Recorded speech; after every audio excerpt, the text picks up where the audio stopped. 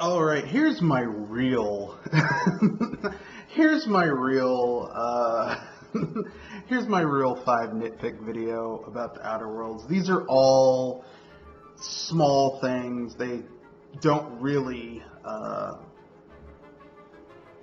cement the entire narrative, but these are just things that kind of, they're small, minor nitpicks about the Outer Worlds. So without much ado, let's get into it.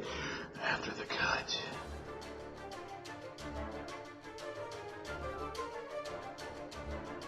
So, as the title placard says, I would like more armor slots for my number 5 nitpick. You know, 2 armor slots, head and body, is nice, but it would be really cool to have head, body, head, upper body, lower body, and an accessory. Just saying. It would be really fucking cool. Because you're kind of pigeonholed into just using, you know, certain parts. You know, because it would be kind of cool to like have like an accessory, like a monocle and a top hat. But you know, if you find a monocle in this game, it counts as a a helmet, and then you've got the body part. Because the armor in this game actually looks really cool. It looks functional and really cool. And, I mean, you know, it would be really nice to kit that out and make it look kind of interesting. But with that being said, which directly connects to my nitpick number 4, after the cut.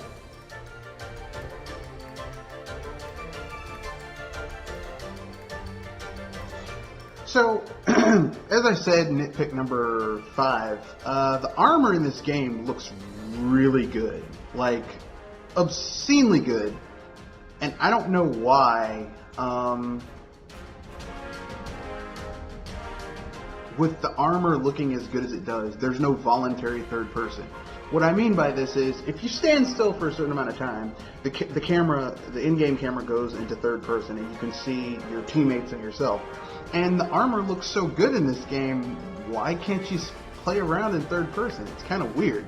But, you know, it's, you know, this is a minor nitpick. This doesn't make the game unplayable, and this doesn't really take away from the excellentness, actually that's not a word, from the excellent quality of this game. But what are you going to do, you know? Which leads to my third nitpick. After the cut.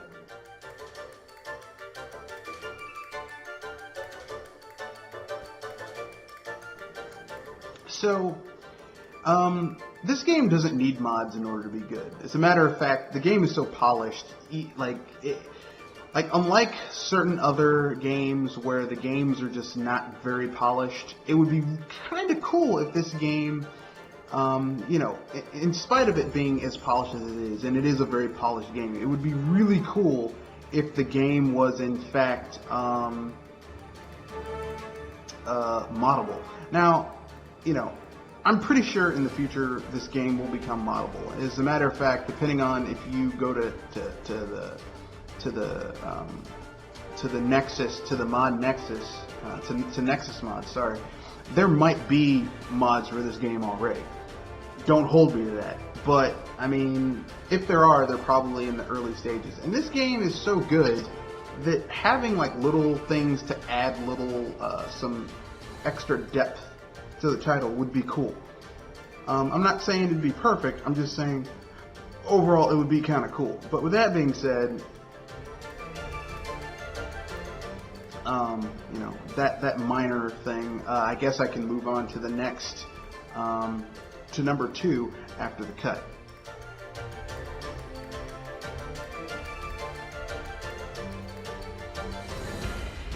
So,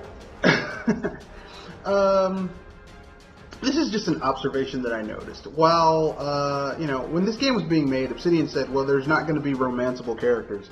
And I'm okay with there being characters that aren't romanceable, but here's the irony of the game, is that it seems like everyone on the ship, including the AI of the ship, is getting some, except for the main character. It's ridiculous. And I'm okay with the crew members not being romanceable. I'm cool with that. That actually helps make the game in depth because you're not always trying to fuck your crew members. But I mean, it's just kind of weird that your main character can't get any. That's just. I mean, surely this is space. There's no space prostitutes.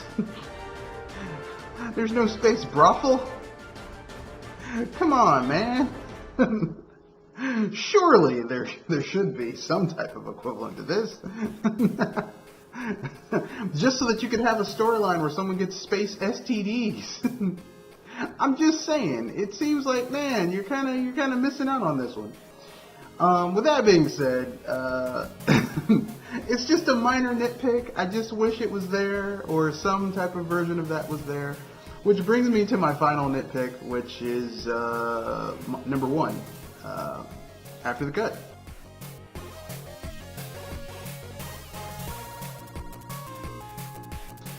I would love some expansions for this game. You know, Obsidian had expansions for, I want to say, Pillars of Eternity and Pillars of Eternity 2. I would love expansions for this game as well. You know, because Obsidian has a pretty good track record of expansions. Like, if you play, you know, if you play Fallout New Vegas, had like 5 expansions, and all of them were really good. And, you know, were exceptionally good for what they were. I would love to see some expansions for this game. That would really add depth and complexity to the title. You know, you could have an expansion that takes you to a new solar system or adds a new planet to explore. That's of substantial size, not just, you know, a small world space like Roseway or Edgewood or something like that. Like, actually decent size with some cool shit going on. Maybe you have a planet that's been taken over by marauders and you have to help the corporation come back, or a planet that's got the corporation and the marauders fighting each other, and the people who took over the place, who actually originally lived there, want their shit back. Something like that. But it would be really cool to have that. So these are my 5 nitpicks, the conclusion after the cut.